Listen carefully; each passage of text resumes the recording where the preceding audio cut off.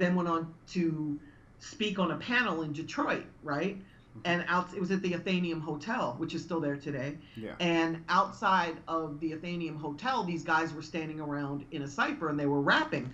And I had Rhymefest with me. Rhymefest is a rapper from Chicago. Wow. He's actually one of the people that wrote on Jesus Walks for Kanye. Kanye West, yes. Exactly, which is kind of funny because he's Muslim. But anyway, I had Rhymefest with me, and he said to me, you know, I was hungry. We hadn't eaten. We had driven from Chicago, and then I came in to speak on the panel. I hadn't eaten, and I was starving, and, you know, I'm a fat girl, so I like to eat. And we were trying to go to Denny's to have some lunch or dinner or whatever time of day it was. Yeah. And I heard this kid rapping. It was a white rapper named Eminem. And, you know, I didn't pay much attention because, like we all know, that, you know, white guys can't rap, right? Especially back then. This is in the early 90s, white boys can't rap. And this is at Denny's? Right, it was a mess. This is outside of the Athenaeum Hotel. Okay. I was trying to go to Denny's. Oh. So I was in a big fat hurry to get away from the cipher. Yeah. But Rhymefest was in the cipher, and he was rhyming with M. And, you know, I come on, I'm hungry. Can we leave already? Yeah. So Eminem hands me a demo. It was a tape, right? Remember cassette tapes? Yeah. He hands me a cassette tape, and we get in the car, and I throw it on the floor in the front seat. This is kind of an embarrassing story to tell. But Keep going. I'm going to, because, like, I'm not shy, right? So I throw the cassette in the front seat, and my mindset is food, because I hadn't eaten in like 24 hours. I was starving. Yeah.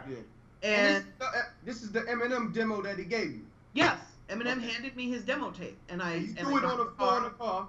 And Rhymefest is in the passenger seat, and I throw it on the floor of the passenger seat because I'm in a hurry to get to Denny's, right? That's all I'm thinking about. And you know, cars in first.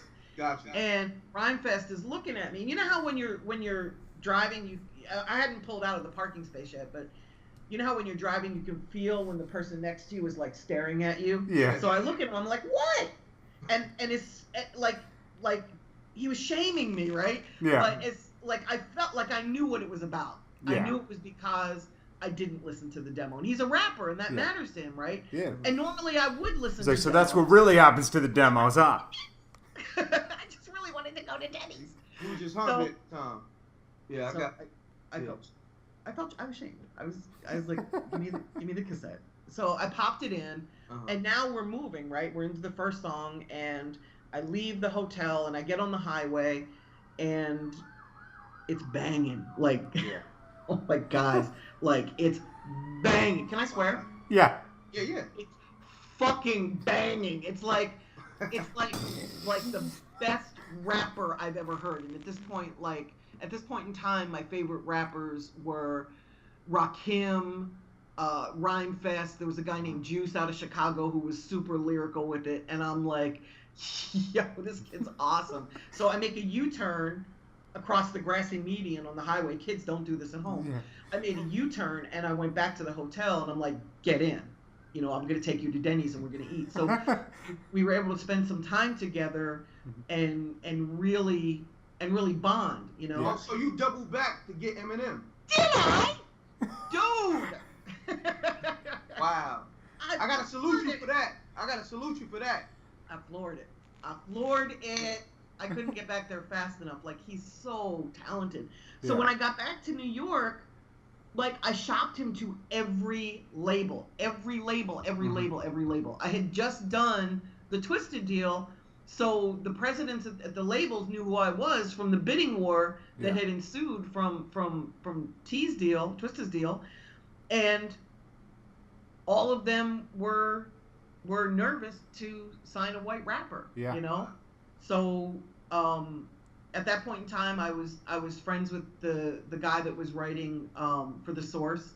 So we got him in, and Paul Rosenberg played a role in this. I don't want to take complete credit for it. Like, Paul did an amazing job. And just for you guys that don't know, Paul Rosenberg is Eminem's manager. Exactly. Still to this day. Yeah. To this day, yeah. I know Paul. And we got him in The Source, and you know, he started to bubble a little bit. We put out his own EP. They put out his own EP. I didn't play a role in that. Yeah. I was busy with Twisted at this time. but he was really starting to buzz a little bit, and I was frustrated. Like for 9 months, I shopped this kid a deal, and not one label would sign him, and it just didn't make sense to me. Yeah. So, I decided to do an event called Rap Olympics, right? Yeah. It wasn't called Rap Olympics, right? It was called Rap Olympics, right? So,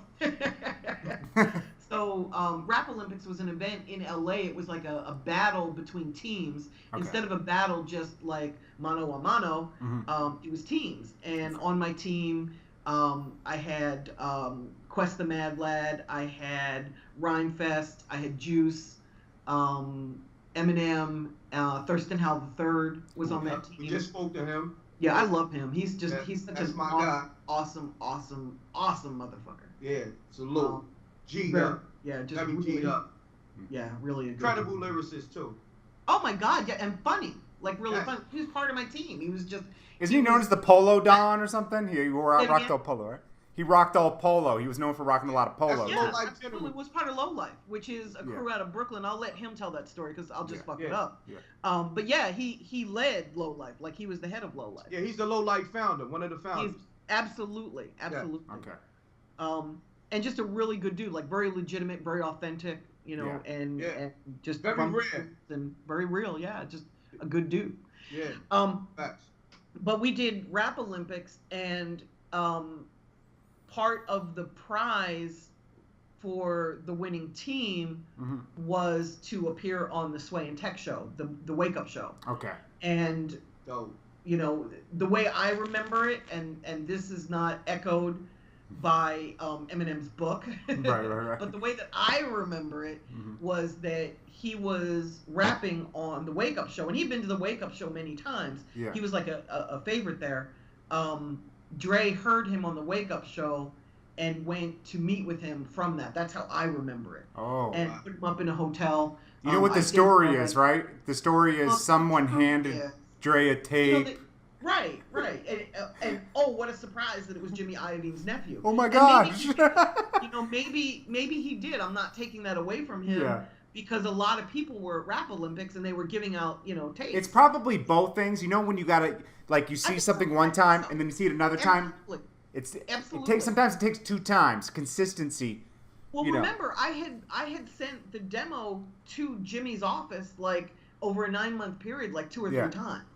So maybe it was the culmination of that, but maybe it took his nephew saying, "Yo, this kid is something nice." And then, but then also looking back, I've gotten this kid's tape 20 million times. Now my nephew's bringing it to me. Maybe I should take it a listen. Exactly, and that's basically how it happened. So persistence over resistance. Exactly. Yeah. Exactly. After the Preach. Eminem deal, and I didn't help negotiate that, but I looked over the paperwork and I played a role in it. I feel like I helped to negotiate it because there were things that I brought to the contract that I thought should be in it. Yeah. And you being a good deal. person, do that. You don't want to see Absolutely. people get screwed. Absolutely. Yeah. And they gave me a plaque. They gave me the first platinum plaque that came off the line. Or Where is they it? said it was. In my garage somewhere. Okay. I'm not a plaque. So you don't display plaques? You're not a big plaque person. I don't. Yeah, it's not what drives me, Jordan. I'm more about the deal and the success. I'm not really about the accolades. Most people would take the plaque and put a chain around it and wear it to the business meetings. Right. Exactly. That's not lying. A lot of people would do that. You know what Jay-Z told DJ Paul? DJ Paul told me this. He said, if I won an Oscar, I'd wrap that motherfucker around my neck and walk around with that shit. Because 3 6 Mafia is one of the only groups to win an Oscar, right? Yeah, I think they're the only rap group to win an No, Oscar. Eminem did too. Oh, he did. For 8 Mile, Mile, right? Yeah.